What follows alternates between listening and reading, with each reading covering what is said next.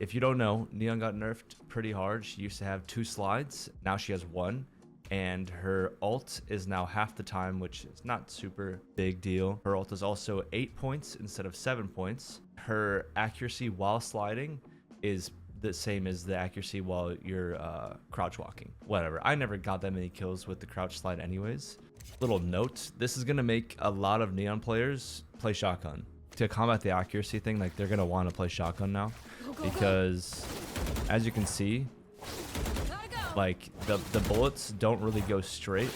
I think you have 1 bullet that might go straight, but it's crouch walking accuracy, right? So like if you're just crouch walking, you still shoot relatively straight. So it's actually not too big of a deal. The biggest deal is the slide and the fact that we did not get a stun back. So when Neon got released, we had 1 slide and 2 stuns, if I'm remembering correctly, right?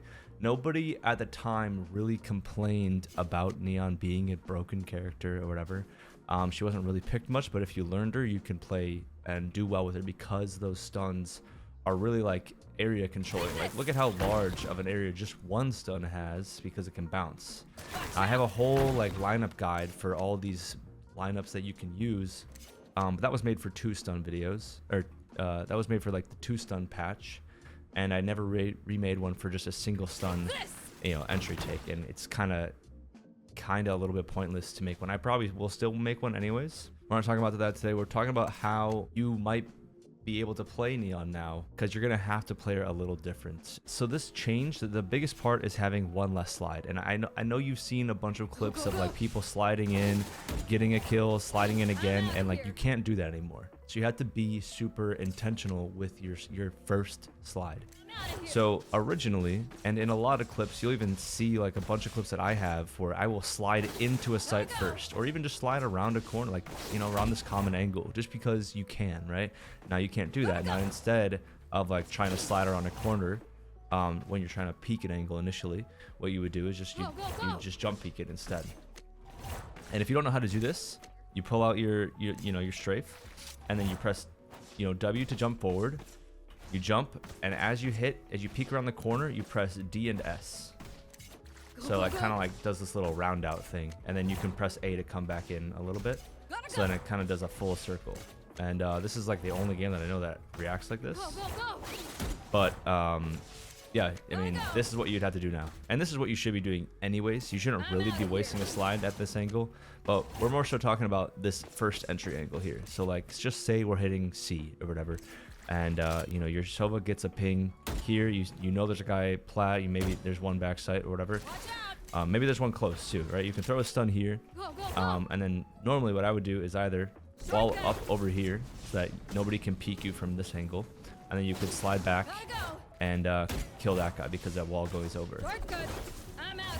Right, you'd be able to slide, kill that guy, and then what you could do is slide again and kill the guy that's back here, or kill someone that's over here, right? You can get super crazy, or you could get super crazy with it. So now what you have to do really is think about where you're gonna place your wall, because it is important, and you also really have to let your teammates know where you're throwing it, because if you don't, they will get confused. Because unfortunately, Neon's wall is a two-lane wall, and it allows enemies to peek into it. And you honestly, like, if you watch me, you won't see me use the wall very much, because at the end of the day, like, if I throw the wall like this, or if I throw the wall over here, it's really tempting as an enemy to just want to swing into that, because it's literally like you're isolating a 1v1 or maybe a 2v1 through this fight, and you can shoot through it, right? That makes sense. I don't think enemies get hurt through it, but it's super isolating. Whereas like Phoenix's wall, you can kind of carve out a section that you don't really have to that you don't have to focus on anymore, or you can carve out a section where you only have to focus on. But Neon's wall is meant to be ran through, and if an enemy peeks through this while you have your strafing out, you're kind of done. Make sure when you use your wall to throw it where you say you're gonna throw it, and then also tell your teammates that you're going to throw it. Then you can say, hey, I told you. If someone swings it, it's not really your fault.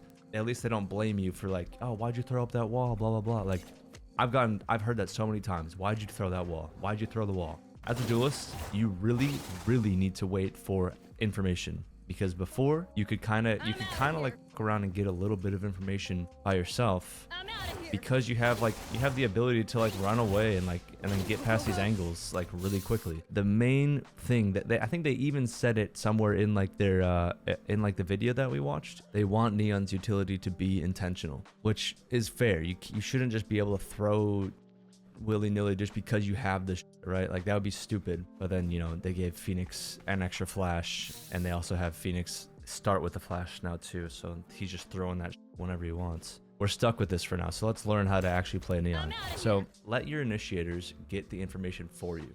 If your team is going in before you even know where they are on the site, you're already going to lose the game. Like that is already that's like the #1 rule, like in all the games, not even just playing Neon, but it's like super important playing Neon, because if you find somebody, if Skydog sees someone right here, or if Dart sees someone over here, or if someone sees, you know, like there are so many lineups you can throw, and as long as smokes are down, so you see somebody, smokes come down, you can plan a stun on any of those places. The pattern that will go is it will be wall, stun, and then slide. That's basically how you should play it in the order of the abilities: wall, stun, slide. Because now you wall to isolate yourself so that you can throw the stun freely, because you will be in animation.